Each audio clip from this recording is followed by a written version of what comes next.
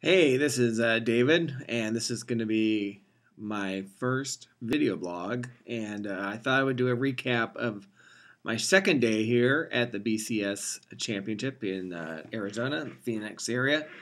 And just thought this would be a fun way to do it instead of typing. So let's get to the day. Today was another really fun day. I had a chance to sleep in a little bit, which is a luxury for me, as you know, I often get up a little bit early with usually Stone or the twins, but was able to enjoy a full night's sleep, and so that was a big bonus for me.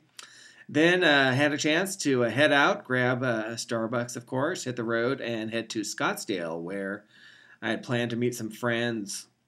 Scottsdale was the home of where all of the BCS activities were going on. And a fan fest, and it's near a big shopping center, and just all kinds of activity. So got there, met some friends, and we all decided to have some brunch because we were pretty hungry by now. It's about 11 o'clock or so before we all got rolling and connected in Scottsdale. And so we had a nice a lunch in a Mexican bar that was just absolutely crazy busy because there were so many Duck and Tiger fans there, but we're able to have a couple of beers and some good tacos before we headed over to the Fan Fest. We wanted to get there because predictions were that there would be literally more Duck fans who were planning to go to the Ducks rally than they had space for. So they had arranged it so the Auburn Tigers had their rally first in the early afternoon. So we got there just pretty much in the middle of their rally and checked it out, and it was a nice little rally. I wouldn't say it was anything too spectacular, but they seemed to have a good time and had a chance to chat with some of the Auburn fans, and they were very pleasant and nice. No obvious trash talking or anything like that. And then we had to wait until 5 o'clock was when the Ducks rally was starting, and as the time passed and we got closer and closer, you could just tell that the area was just getting packed, absolutely packed with people. And I'll be posting some videos from the event along with this as well. And it was pretty crazy. There were a lot of people there.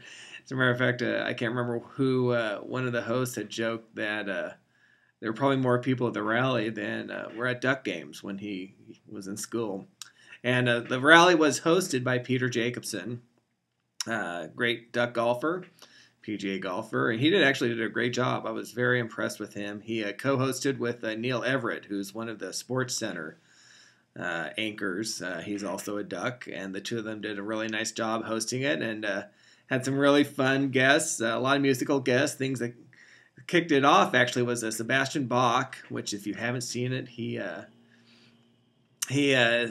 has, at least among Duck fans, a famous Duck ballad, power ballad that he sang and got Duck fans to sing along, and that's kind of a nice way to start the rally. And then we went from Sebastian. We got to hear from Joey Harrington, happened to come back, and he encouraged all the fans to make sure that we try to make the stadium in Glendale as close to Autzen Stadium as possible.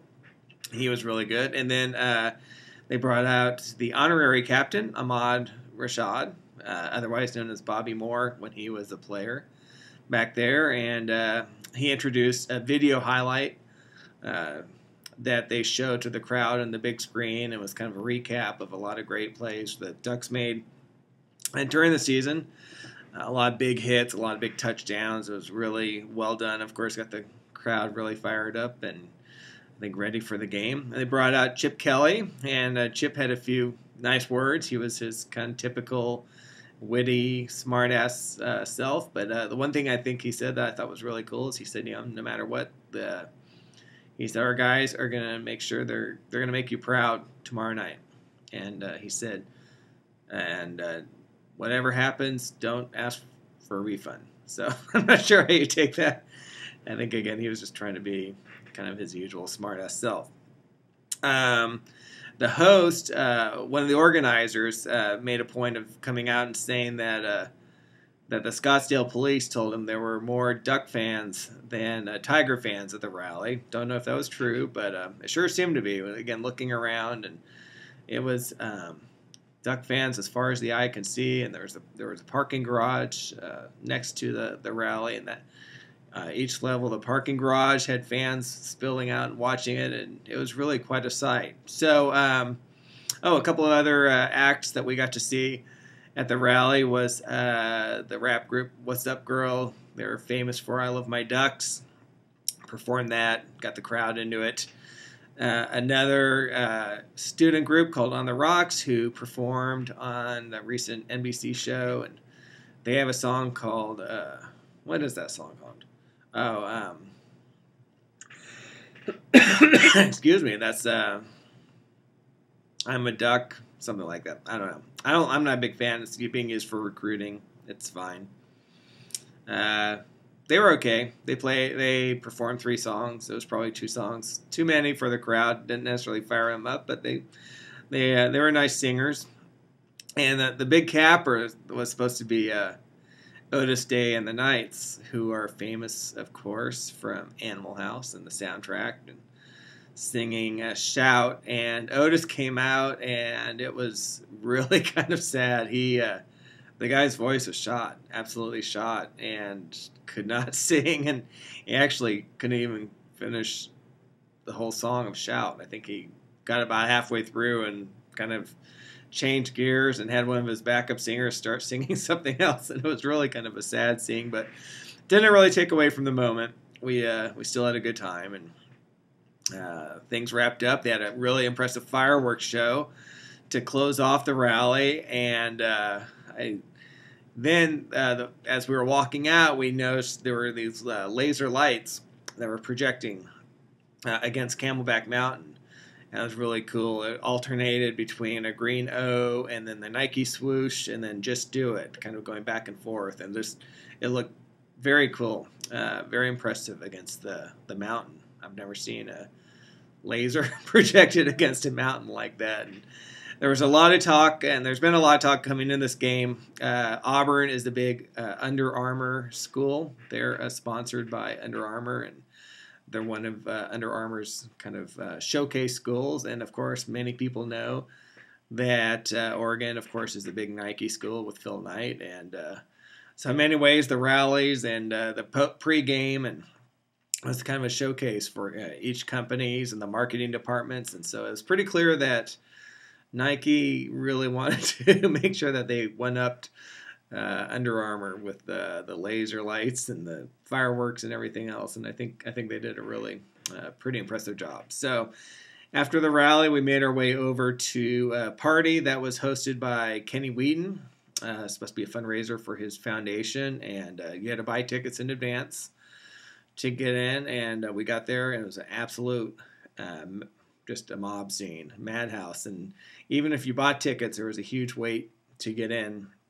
Luckily, we were with a good friend of ours, Don Hamilton, who does not believe in waiting in lines and can get her way to the front of pretty much any line, and did so in this case. I won't reveal how she did so, but she did, and was able to get us in quickly, which was nice. And we got in. It was jam-packed, full of Duck fans, very festive, very fun time. A couple levels. They have an upper level and a lower level, and just jam-packed with people. And it was fun having a chance to party with a lot of Ducks who are just, as you can imagine, incredibly excited about the game tomorrow. Now that it's so close, I think it's hitting so many of us that this is it. This is when the game's going to happen, and we're going to see a dream that many of us never thought would happen actually happen when the Ducks even take the field, and then hopefully they can complete the deal by winning the championship afterwards. So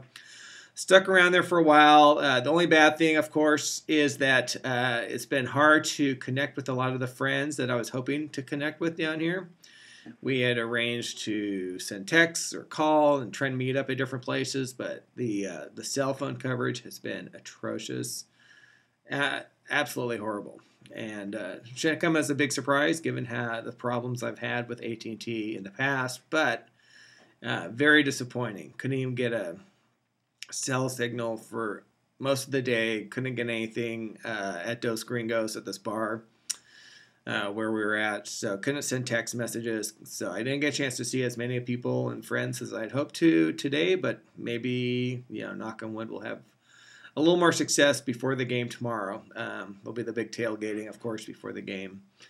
And I'll be heading out there with friends probably about 12:30. So a really fun day. The weather cooperated. It was mild. It was about 60 degrees. It was nice just to stand in the sun for a couple of hours and not be cold and to enjoy the fun times. So it's been a really amazing experience, and looking forward to continuing it, and hopefully, again, capping it with some even more incredible memories tomorrow night. So we'll see if we'll do another video blog tomorrow, or if we stick to the written portion, but it's been fun trying this way, and I hope you enjoyed it as well.